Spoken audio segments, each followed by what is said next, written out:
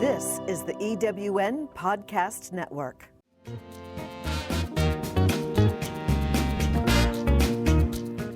Hello, it's Kathy Worthington. And Mary Elkins. Welcome to Season 5 and our 5th year of the Late Boomers podcast. We will be bringing you exciting new interviews with guests you won't want to miss. Come along for our new journey. We hope you enjoy Late Boomers.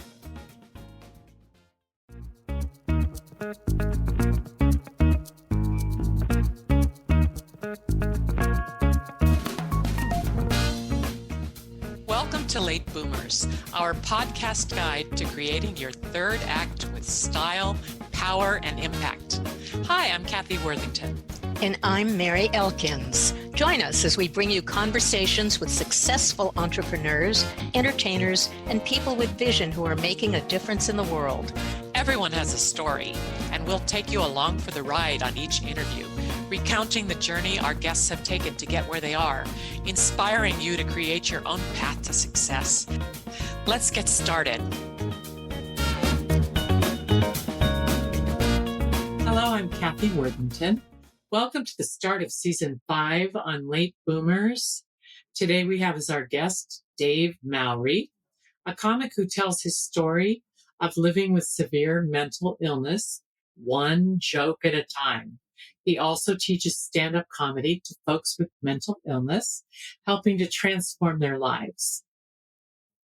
And I'm Mary Elkins. Dave is the author of 2 books, OMG That's Me and OMG That's Me 3, with more than 20,000 books sold. Quite impressive. He's a blogger with over 1 million reads and a comic who has overcome hospitalization and homelessness. We look forward to hearing his story. Welcome, Dave. Hey, thank you very much. It's great to be with you. Great to have you. You were a successful businessman before your mental break due to your bipolar disorder, and you lost everything but your family. You've come out the other side and you tell your story about healing with humor. Tell us more about that. How did that come to be? How did you find humor? When it was 1996, I was, we were successful in business, and I was driving down the highway, and I was under a lot of stress and anxiety. My mind was racing, and my mind just snapped. It was like I could hear the twig. It was like a twig snapping, and I felt it was like an electric shock in my brain, and I just muscles went slack in my face. My voice went.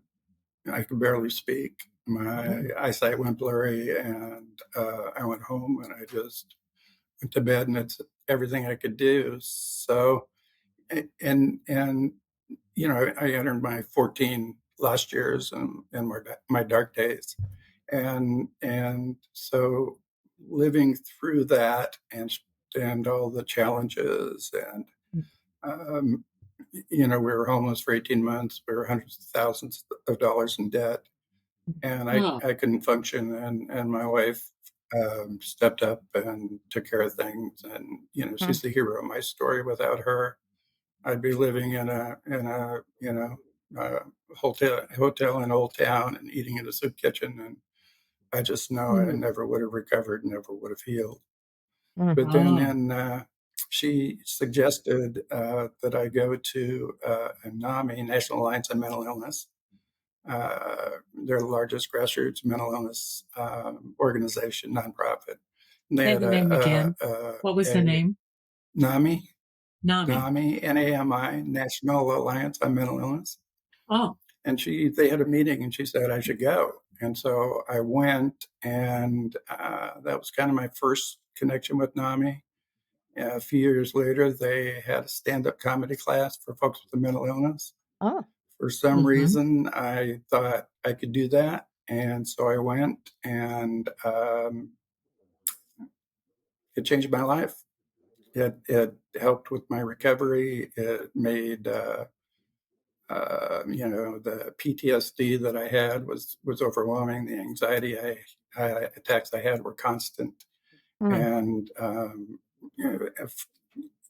from the stand-up comedy class, what happened was when I'd hear that song that triggered my thoughts of the dark days and the bad times and the break, instead of having a panic attack or an anxiety attack or reliving that trauma, I'd say, okay, where can I find the humor in that? Mm. And just that little switch from going back to those dark days by saying, where can I find the humor in that? It was Wow. transformative. And then Very. I So found out I magical. had yeah, it was magical. And I Yeah. found out I had a talent for writing jokes. I mean, I took the class of '59, so you're talking about late boomers Good for Hmm. you. and reinvention and all that kind of. I took the stand-up comedy class of '59 and Hmm. started performing at 60 and started teaching classes at 61. And hey, When you Oh, performed, what did that you find? Little clubs around town, or how did you find an audience for your humor? we did little clubs, we did events for other mental health organizations, Oh. and then we had comics from different classes that were particularly laugh out loud funny. So we put on some shows. We did Helium Comedy Club here in town, and you sold out. We had 185 people there. that's We great. had we did Portland Center Stage, which is one of the premier uh, uh, venues in Portland, and then we've done smaller. So we've done shows for 200 people, shows for 20 people. We just Mm. and the point is, here we are. We're people with serious mental illness.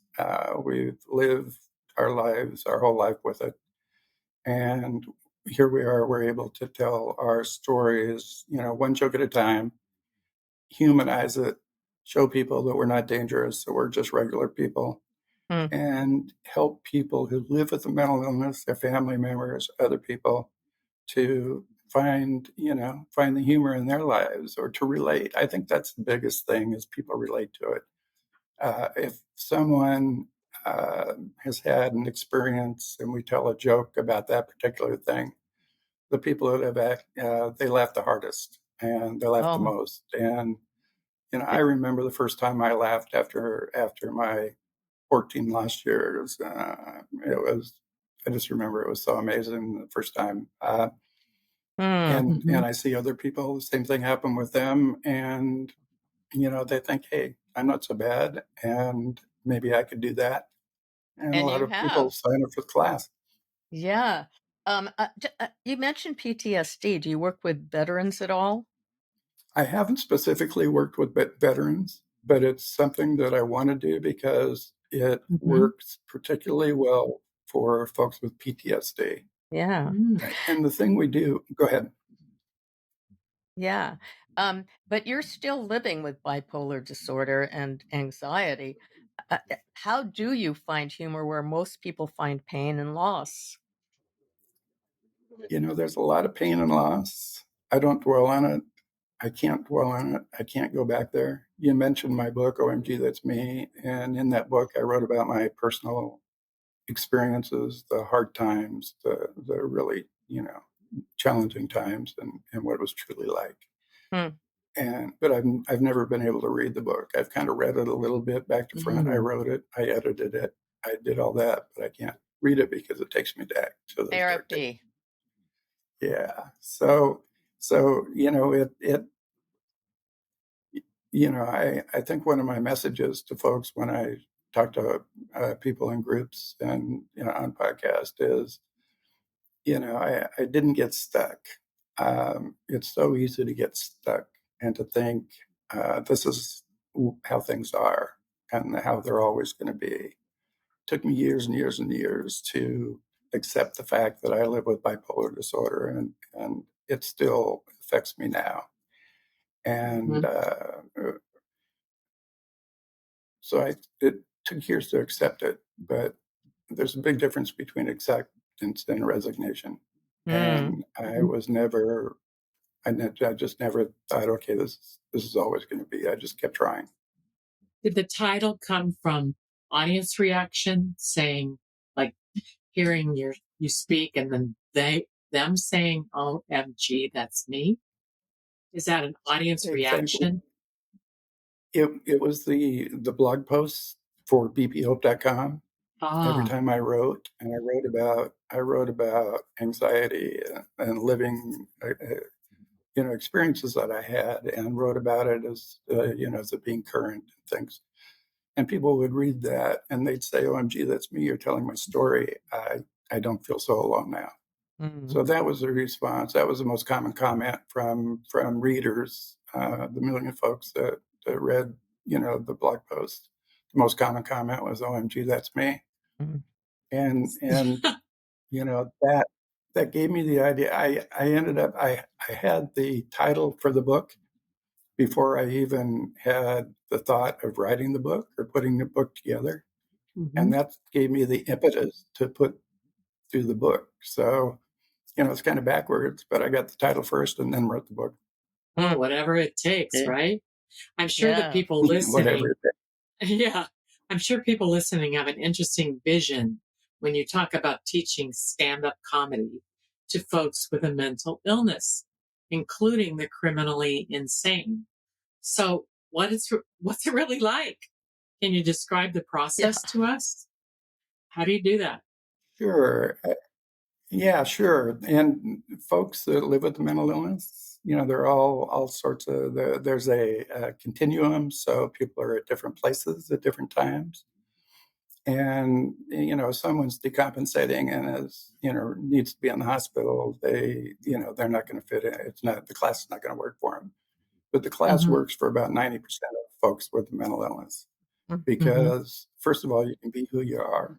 The more challenges you have, the more material you have for comedy. True. And people start looking and thinking, and the change in the thought process, and it's freeing. And so, speaking of teaching at the Oregon State Mental Hospital, to folks that were there guilty except for insanity,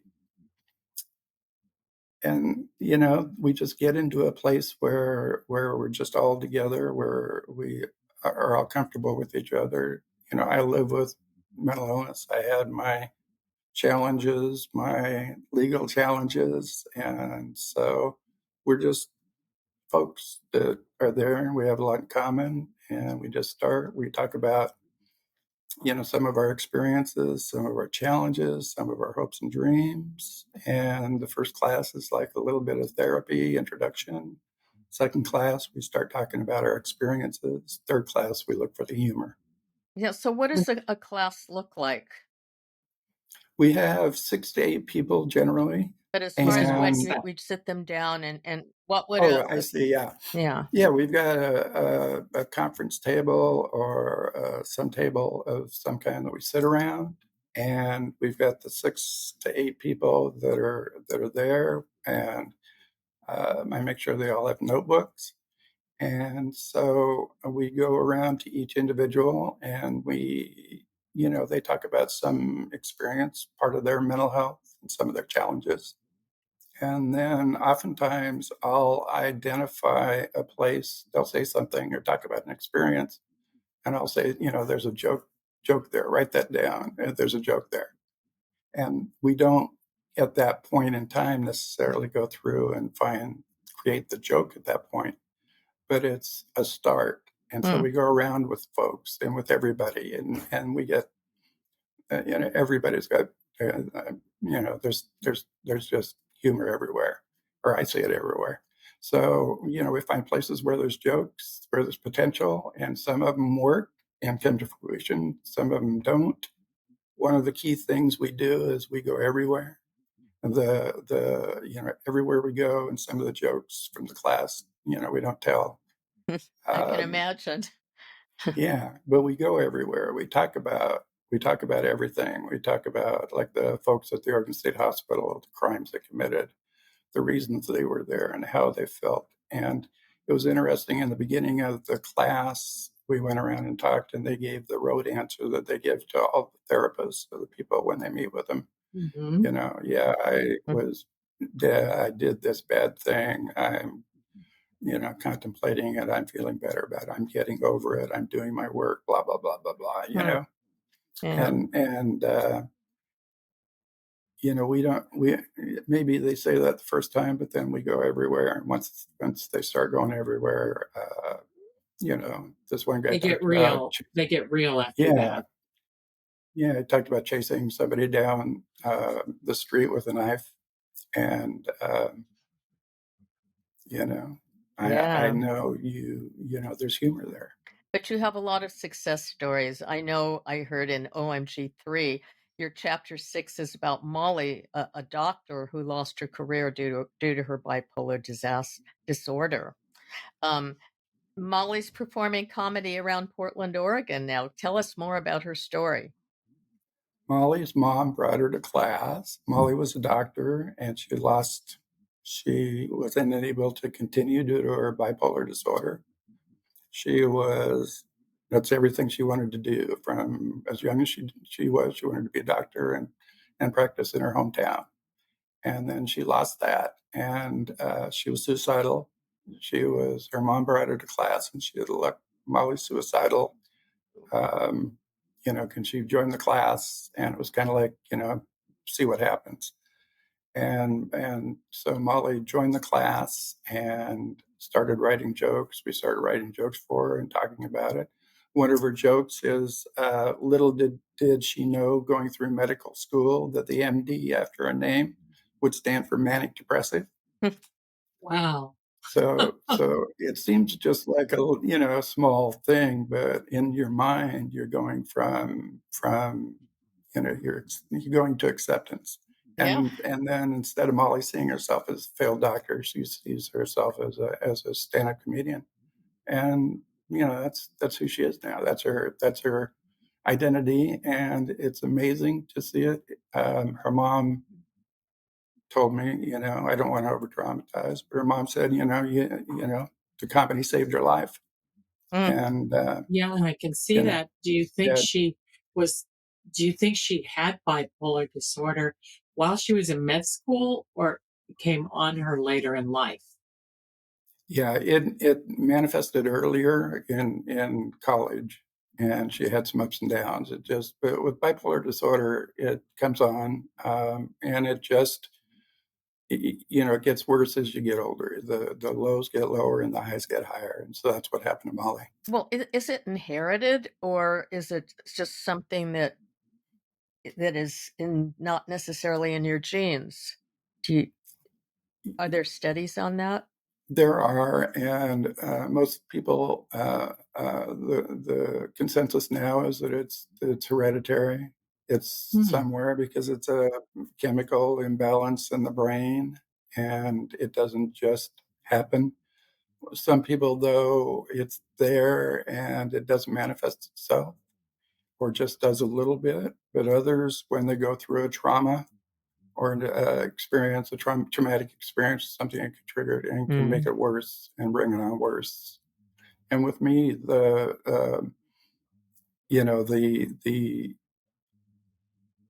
lows got lower and the highs got higher, and that's how that's just what happened. It got worse and worse, and that's how I lost everything.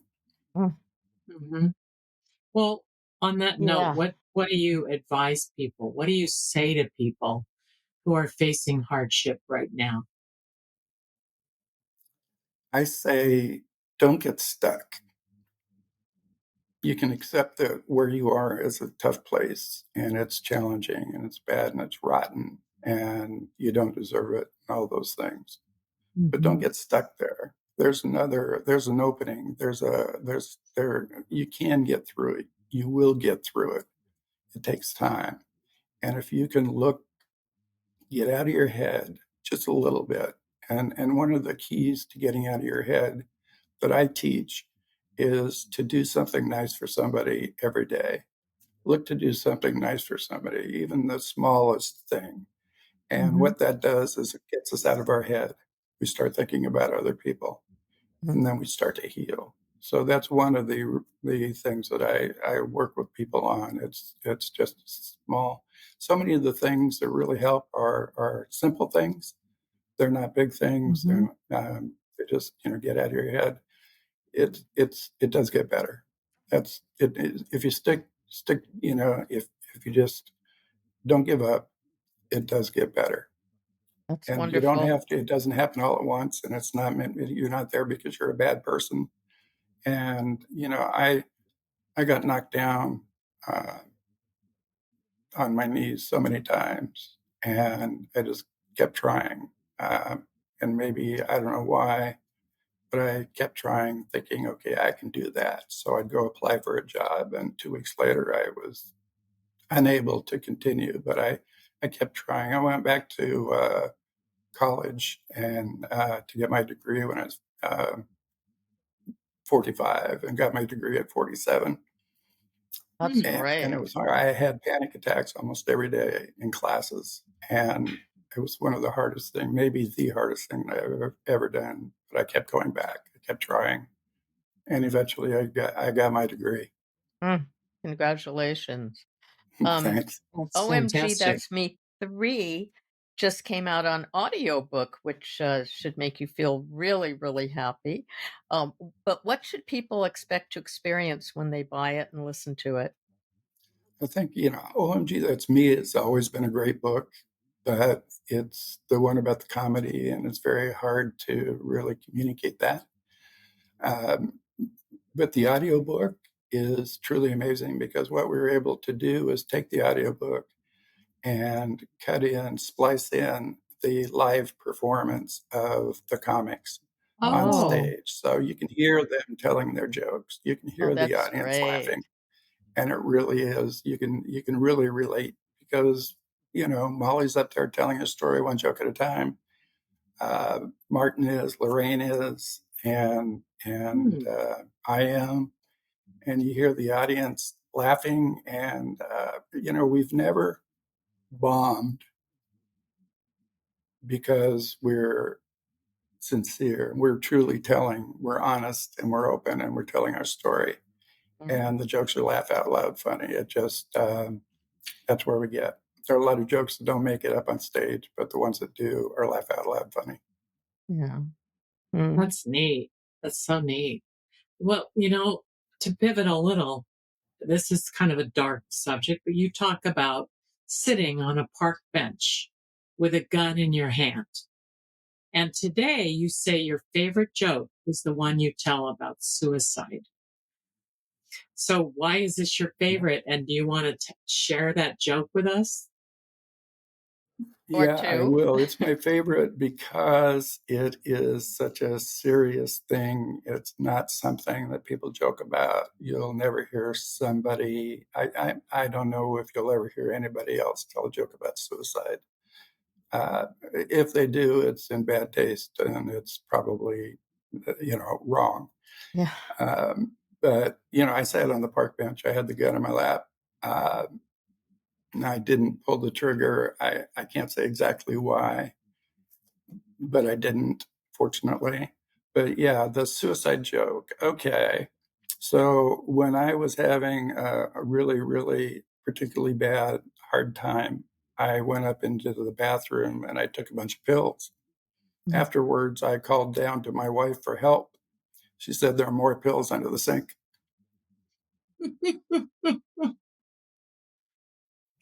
Well, that's a I know helpful it takes a wife. minute, doesn't it? It Oh, takes that's gee. a Yeah, helpful wife. really. Yeah. Not enough. Oh, my goodness. She's very supportive, very Yeah. supportive. She loves that joke. She loves that joke. People say, "Hey, what does your wife think about that?" And she loves it. So Does she yeah, love Oh, and I've shit? got couple. Yeah, she does, and there's a couple that I tell that aren't mental health related. When I was 20, I worried about what people were thinking about me. At 40, I stopped worrying about what people were thinking about me. And at 60, I realized they weren't thinking about me at all. right. It's Yeah, so true. They're right. thinking about themselves. That's right. That's right.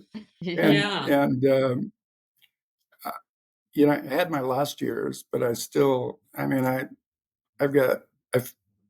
I feel I've got so many things that I want to do, writing the new book and doing different things and helping other people. But and people say, you're getting older. Is that realistic? And I say, well, 70 is the new 60, and I had my 14 Yes. lost years. So actually, I'm only 46. That's great. Good math. Oh, jeez.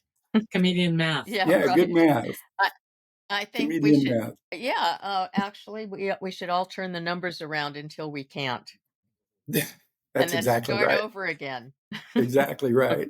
And then I do have a joke about when in mania you have hypersexuality, you obsess about sex, and that was true with me. And fortunately, I didn't act on it and have an affair or anything. I was too inept for that, I think.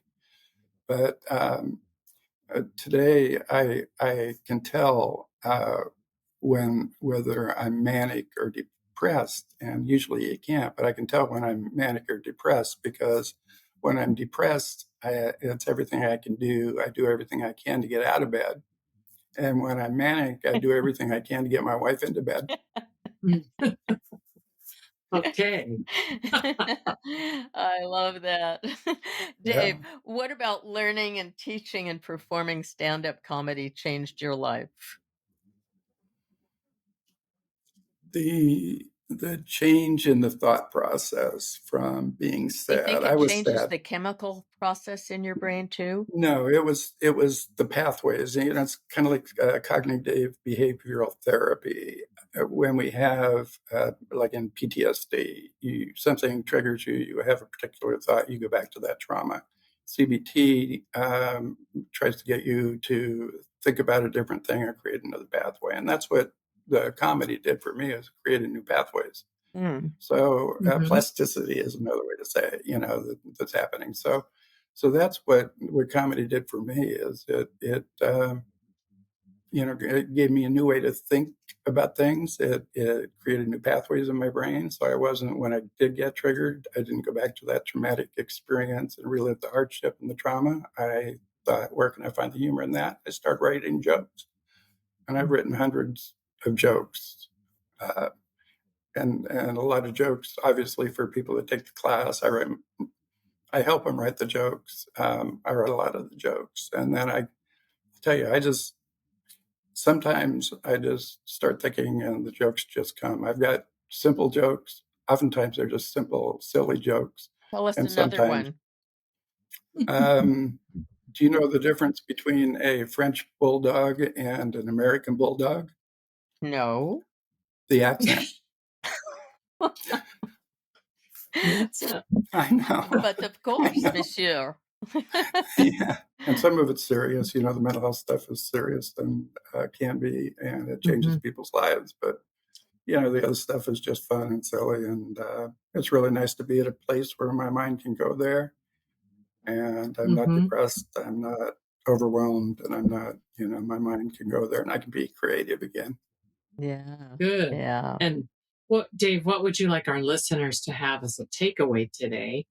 And in the course of that, tell everyone where they can reach you. Okay, I think the takeaway is that as we get older, there are new opportunities. There are new things that are going to be happening, and some of them are going to work, some of them aren't. But be open to those opportunities. Mhm. Don't, again, a big one. Don't get stuck. If you've had your job and that was your purpose, and now you're not working, and you're thinking, okay, is this as good as it gets? Am I going to be stuck here? Don't get stuck. Uh, Mm. just look for opportunities, look to volunteer, look to do different things. Don't get stuck. And the other one is look to do something nice for somebody. It is if you can do that in a marriage, you'll be happily married, and by doing something nice for somebody, it makes us feel good too, and we end up being happy. So those are the things I think to take away. And there's humor everywhere, and it's okay to look for the humor in life, even the hard things. Mhm. Mm. And as far as getting a hold of me, the best way to reach me is on Facebook, and leave a message on Facebook. I respond to all of them. If you're interested in just talking more, if something I've said or we've talked about has touched you, you've got personal challenges with mental health, or you have a family member with mental health challenges, I'm happy to talk to you about that. If you're interested in the comedy, the humor, I'm happy to help with that. So, yeah, reach out to me. This is kind of, I got a lot going on. I manage a mental health nonprofit here in town. I teach the stand-up comedy. I'm working on the new book about recovery, and I got stuff going on, but that's working with people, doing something nice for somebody. It's that simple. It's worked for me, doing something nice for somebody. That means responding to the messages. And if somebody wants some help with something or just wants to talk about something, that's my opportunity to do something nice for somebody. And it works for both of us, You or are all of us. a wonderful example for everybody out there and inspiration. Thank you so much, Dave. Our guest today on Late Boomers has been Dave Mowry, comic and teacher of comedy and author of OMG, That's Me, and OMG, That's Me 3. And again, you can reach Dave at Facebook and order his books on Amazon. Thank you, Dave. Hey, thank you, Mary. Thank you, Kathy. Really appreciate having me on. You're so welcome. We want to thank our listeners for subscribing to our podcast and checking us out on YouTube and recommending us to your friends. We appreciate you. We'd love to have you give us a 5-star review. And we want to hear about your experiences with late boomers and what gets you inspired. We're on Instagram at I am Kathy Worthington and at I am Mary Elkins and at Late Boomers. Thank you so much for listening. And thanks again, Dave. Thank you. Bye-bye.